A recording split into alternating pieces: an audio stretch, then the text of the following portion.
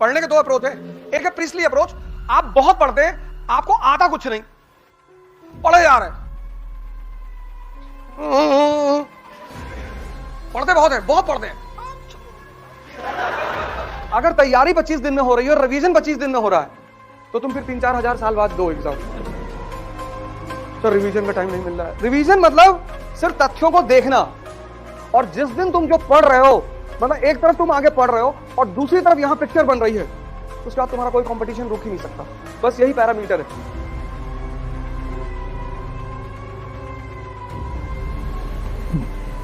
जय हिंद फ्रेंड्स।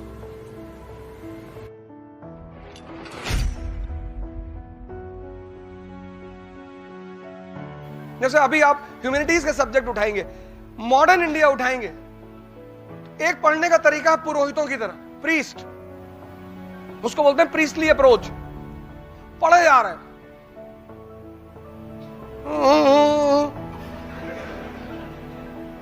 पढ़े जा रहे हैं, एक दिन में 70 पेज, 80, 150, 300 मर गए।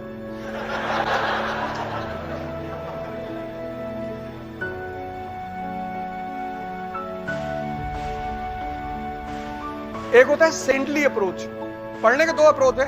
एक है प्रीस्टली अप्रोच, आप बहुत पढ़ते हैं, आपको आता कुछ नहीं। अब मैंने कहा ना, दो अप्रोच है पढ़ने के। एक प्रीस्टली अप्रोच, पढ़ते बहुत हैं, बहुत पढ़ते हैं,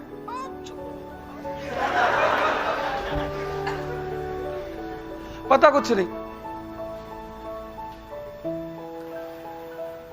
प्रीस्टली अप्रोच में आदमी मेहनत करते हुआ बहुत दिखाई पड़ता है, उसको अचीव कुछ नहीं होता।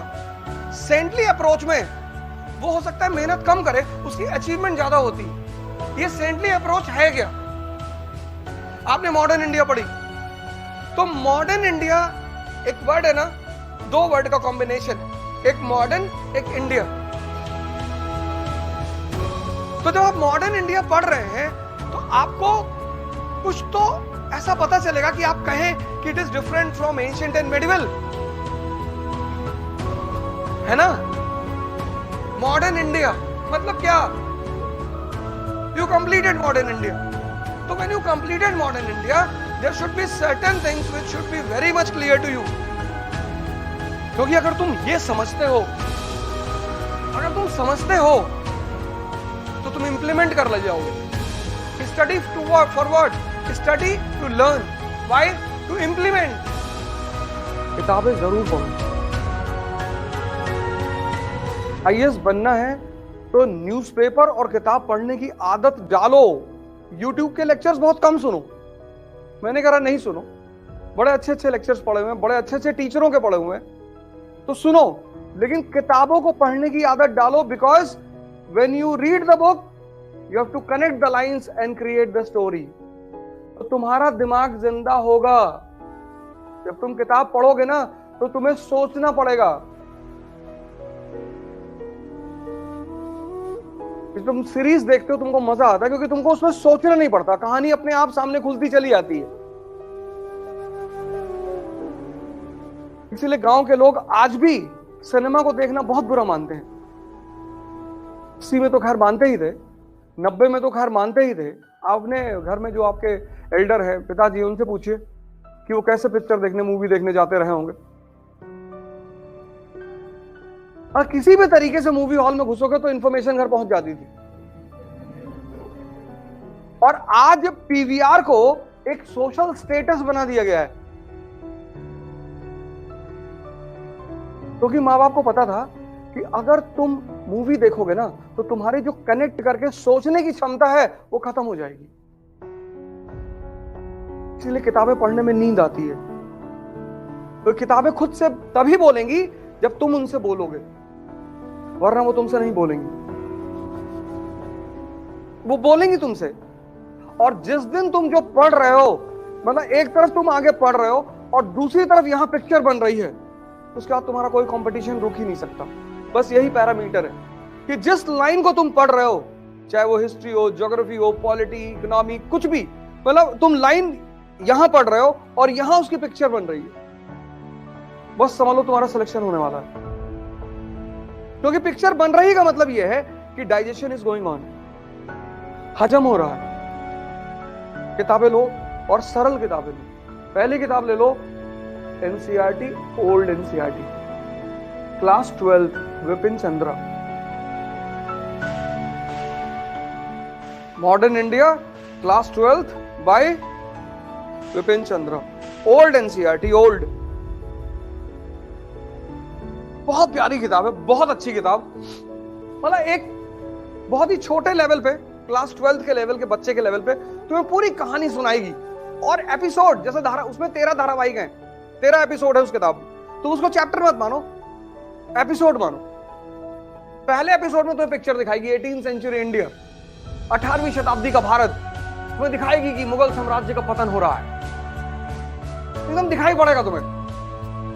क्षेत्रीय शक्तियों का उदय हो रहा, regional powers are emerging, independent Awadh, independent Bengal, independent Nizam, regional powers पैदा हो रहे हैं। मुगल शक्ति खत्म हो रही है। और सबसे बड़ी घटना जो मुगल शक्ति के पराजय को दिखा रही वो है 1739 का बैटल ऑफ करनाल, जब नादिर शाह ने मुगल बादशाह को मुर्गा बना दिया। किसको? मोहम्मद शाह रंगीला को। दिखाई पड़ेगा तुमको एकदम। पढ़ो मत। पढ़ने से इंफॉर्मेशन बढ़ती है, सोचने से विवेक बढ़ता है। और सिलेक्शन इंफॉर्मेशन से नहीं होता, विवेक से होता है।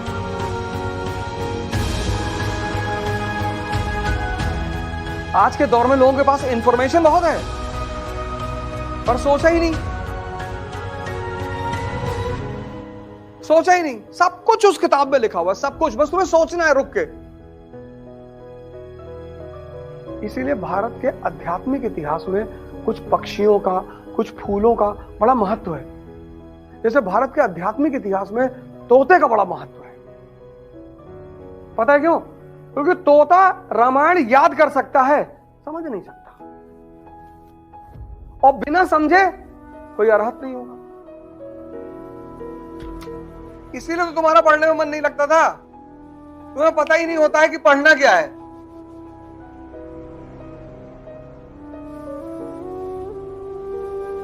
तुम किताब पे किताब खरीदते, हर जिससे मिलते हो उससे कहते हो भैया कौन सी किताब खरीदो। और कबीर बहुत पहले कह गए थे कि पोथी पढ़ पढ़ जग मुआ आईएएस भयानक होए।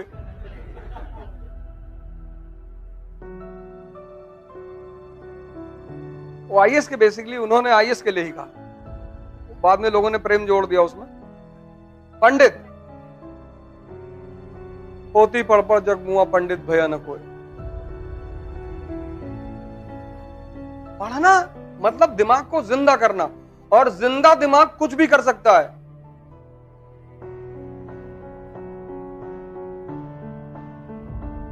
पढ़ना मतलब दिमाग को जिंदा करना, और जिंदा दिमाग कुछ भी कर सकता है। वो एक अच्छा बिजनेसमैन बन सकता है, उसकी नौकरी लगेगी।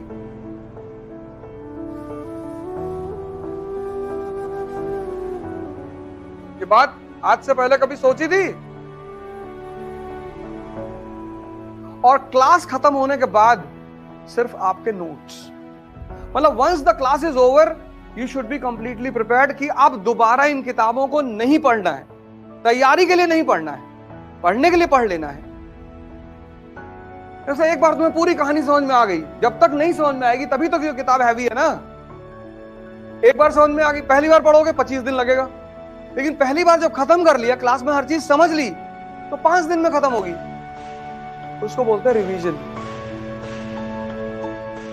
अगर तैयारी 25 दिन में हो रही है और रिवीजन 25 दिन में हो रहा है, तो तुम फिर 3-4 हजार साल बाद दो एग्जाम।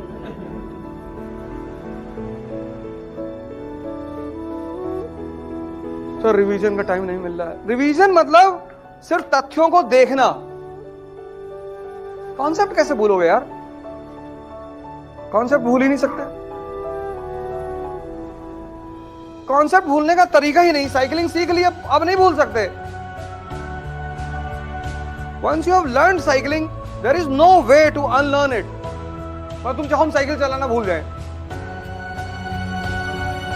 स्विमिंग सीख ली, अब तुम सोचो हम भूल जाए, संभव ही नहीं।